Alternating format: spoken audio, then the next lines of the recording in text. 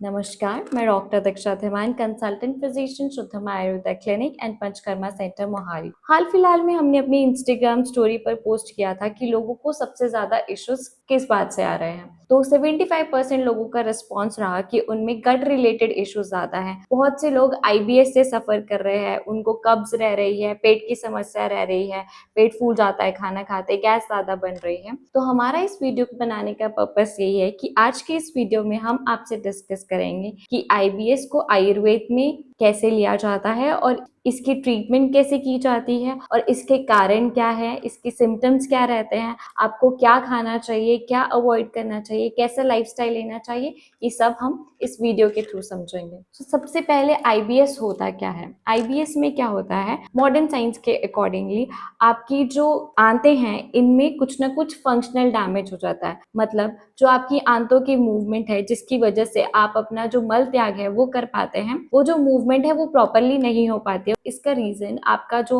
दिमाग में स्ट्रेस है वो हो सकता है, जो आपका प्रॉपर खाना पीना नहीं है वो भी हो सकता है। आईबीएस का कारण आयुर्वेद के अकॉर्डिंगली क्या है, इसमें जो आपका वात दोष है वो बढ़ जाता है। और आयुर्वेद में कहा गया है रोगो सर्वोपि मंदो अग्नि, मतलब जितने भी इश्यूज हैं वो आपकी मंद अग्नि की वजह से होते हैं। मतलब जो आपकी पाचन शक्ति है वो कमजोर हो गई है, इसलिए आपकी बॉडी में सारी बीमारियां होती हैं, ऐसे आयुर्वेद में कहा गया है। तो इस केस में भी ऐसा होता है कि जो हम ज्यादा देर तक जागते हैं, दिन में सो जाते हैं, मील स्किप कर रहे हैं अपना, कभी एकदम से ज्यादा खाना खाते हैं और कभी बिल्कुल भी खाना नहीं खाते हैं और टाइमली खाना नहीं खा रहे हैं, इन सब चीजों की वजह से आपके शरीर में वात दोष पड़ता है। अब ये वात दोष करता क्या है, ये आपके शरीर की जो पाचन शक्ति है ये उसको वीक कर देता है, जिसकी वजह से जब आप खाना ले रहे हो तो वो प्रॉपरली डाइजेस्ट नहीं होगा। जब वो प्रॉपरली पचेगा नहीं तो वो आम की फॉर्म ले लेता है, ये एक तरीके का टॉक्सिन होता है। तो जो ये बड़ा हुआ वात दोष है ये क्या करता है, जो ये टॉक्सिन बना है आपकी बॉडी में,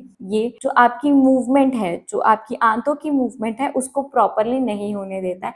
इसलिए आईबीएस के पेशेंट में ये पैटर्न रहता है कि कभी कभी उनको एकदम से कॉन्स्टिपेशन हो जाती है और कभी कभी एकदम से उनको लूज मोशन हो जाती है। उसका रीजन यही है क्योंकि आपके शरीर में वात दोष का इम्बैलेंस है जो आपकी आंतों की मूवमेंट को प्रॉपरली नहीं होने देता है। जब ये आमरस आपकी पूरी बॉडी में जाएगा तो ये डिफरेंट डिफरेंट सिम्टम्स क्रिएट करेगा। अब आईबीएस के सिम्टम्स रहते क्या, जैसे ही आपने खाना खाया आपको एकदम से ऐसा लगेगा कि आपको अभी वॉशरूम जाना है और आपकी जो स्टूल का पैटर्न है वो भी सेम नहीं रहता है। कभी एकदम से आपका कब्ज बन जाती है और कभी एकदम से आपको मोशंस लग जाते हैं। तीसरी चीज, जब भी आप वॉशरूम जाते हो, आप मल का त्याग कर रहे हो तो वो आपकी जो टॉयलेट सीट है उस पे चिपक जाता है। चौथा, वहां पे जो मल त्याग होता है उसमें कुछ ना कुछ म्यूकस मिक्स होता है, मतलब वो झागदार होता है। इसका रीजन यही है क्योंकि आपके शरीर में आईबीएस की दिक्कत है। तो अब जो आईबीएस है उसमें क्या होता है, आपका जो पेट है और आपका दिमाग है ये आपस में कनेक्टेड है। मॉडर्न साइंस में भी ये थ्योरी दी गई है गट ब्रेन एक्सेस की। तो अब क्या होता है,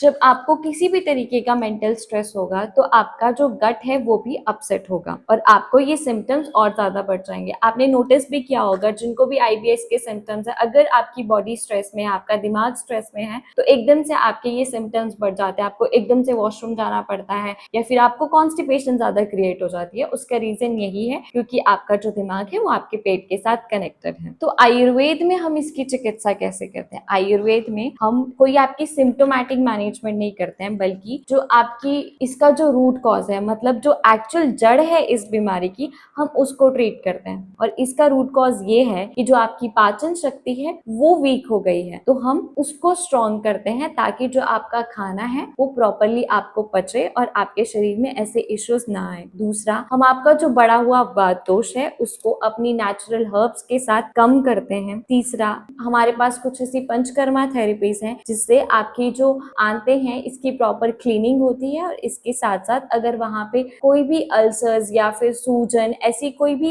इश्यू क्रिएट हुआ है वो भी हम इसके थ्रू रिजॉल्व करते हैं। आईबीएस के लोगों को, बहुत सारे लोगों को ऐसा बोला जाता है कि उनको लाइफ टाइम मेडिसिन खानी पड़ेगी, इसकी कोई ट्रीटमेंट नहीं है, लेकिन ये कोई लाइलाज बीमारी नहीं है। आयुर्वेद में इसका इलाज दिया गया है और हमने कई पेशेंट्स को नेचुरल मेडिसिन के साथ ट्रीट भी किया है और इसमें आपको लाइफ टाइम मेडिसिन नहीं खानी पड़ती है। तो अगर आपको भी ऐसी कोई समस्या है या आपके किसी फ्रेंड को ऐसी समस्या है तो उनके साथ अपनी ये वीडियो जरूर शेयर करें। और अगर आपको हमारी ये वीडियो पसंद आई है तो please do like, comment, subscribe and share and please हमें कमेंट्स में जरूर बताएं कि हम किस टॉपिक पे अपनी नेक्स्ट वीडियो बनाएं। धन्यवाद, थैंक यू सो मच। स्वस्थ रहें, आयुर्वेद अपनाएं।